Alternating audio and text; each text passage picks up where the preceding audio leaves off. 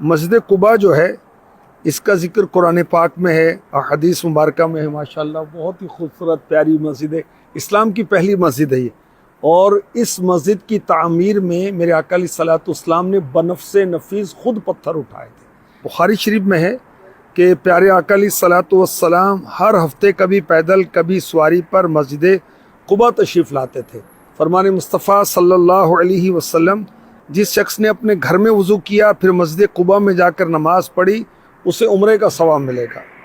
اس مسجد کا قرآن پاک میں تذکرہ ہے، چنانچہ سورہ توبہ کی آیت نمبر 108، بے شک وہ مسجد جس کی بنیاد پہلے دن سے پرہیزگاری پر رکھی گئی ہے وہ اس کی حقدار ہے کہ تم اس میں کھڑے ہو۔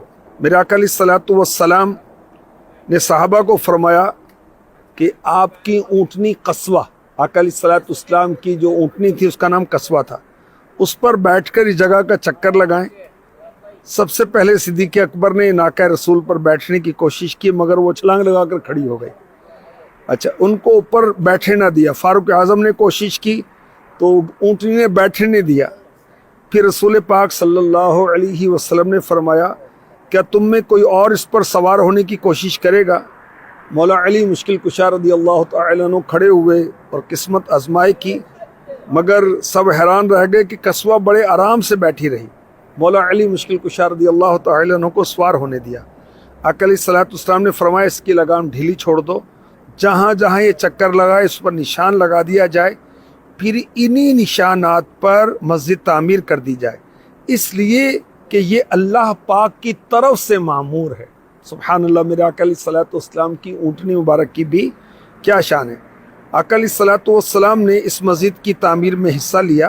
آقا علیہ الصلوۃ والسلام بھاری پتھر اٹھا کر لاتے اور آپ کے جسم مبارک جھکا ہوتا اور پیٹ مبارک پر مٹی لگی ہوتی۔ صحابہ یہ دیکھتے تو آگے بڑھ کر پتھر پکڑنے کی کوشش کرتے، فرماتے تم دوسرا پتھر اٹھا لو۔ فاروق اعظم رضی اللہ تعالی عنہ مسجد قباء میں قبلے کی طرف سے دیوار سے مٹی جھاڑتے تھے اور فرمایا کرتے تھے، اے قباء، اگر تو دنیا کے کسی کونے میں ہوتی تو تیرے لیے اپنی سواری پر میں سفر طے کرتا۔ حضرت عمر بن خطاب رضی اللہ تعالی عنہ ہر پیر اور جمعرات کے دن قباء شریف آتے تھے۔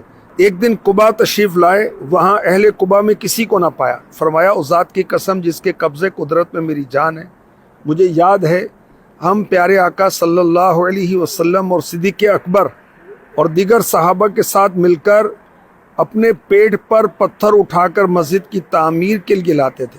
رسول اللہ صلی اللہ علیہ وسلم اپنے دستے اقدس سے اس کی تعمیر فرماتے، جبریل امی علیہ السلام اس کا قبلہ درست فرماتے تھے۔ اس مسجد کی شان یہ، سبحان اللہ، قرآن میں ذکر ہے، حدیثوں میں ذکر ہے۔ آقا علیہ الصلوۃ والسلام نے تعمیر میں پتھر اٹھائے، اس کا قبلہ جبریل امی علیہ السلام نے سیدھا کیا۔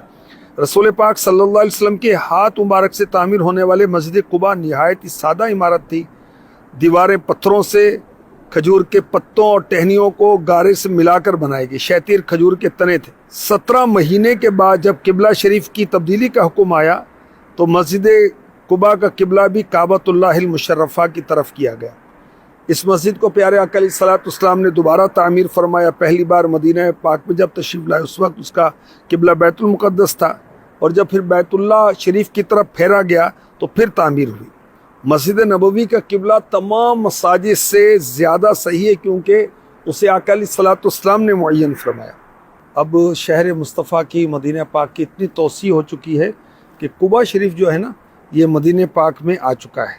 یہ ایک مشہور قصبہ ہے، مدینہ پاک کے جنوب میں 3 کلومیٹر کا فاصلہ ہے، اور زمانے قدیم سے اس کو باب مدینۃ المنورہ کہا جاتا ہے۔ اس بستی میں جو تاریخی مقامات ہیں، حضرت کلثوم بن ہدم رضی اللہ تعالی عنہ کا گھر ہے، جہاں میرے آقا علیہ الصلوۃ والسلام مکے سے ہجرت کرنے کے بعد قیام پذیر ہوئے تھے۔ مسجد قباء کی ایک جانب حضرت ابو ایوب انصاری رضی اللہ تعالی عنہ کا گھر ہے، جنہیں میزبان رسول کہا جاتا ہے۔ پھر دار بنی جار کے بعد دار عائشہ صدیقہ، فاروق اعظم کا گھر، خاتون جنت کا گھر، ابو بکر صدیق رضی اللہ تعالی عنہ کا گھر۔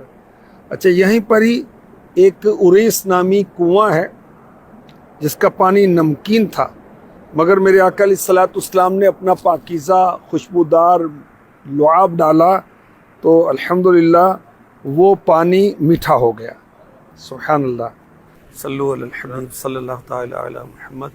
یہ جو چھوٹا سا سوراخ گنبد میں نظر آ رہا ہے، ترکوں نے یہ بنوایا تھا۔ کہا جاتا ہے کہ اس کے بعینی ہی نیچے رسول پاک صلی اللہ علیہ وسلم نے نماز ادا فرمائی، مصلی رسول اللہ صلی اللہ علیہ وسلم۔ عاشقوں کے کیا انداز ہوتے ہیں کہ محبوب کی نشانیوں کو باقی رکھتے ہیں۔ اللہ ہمیں عشق رسول عطا فرمائے۔ صلو علی الحبیب صلی اللہ تعالی علی محمد۔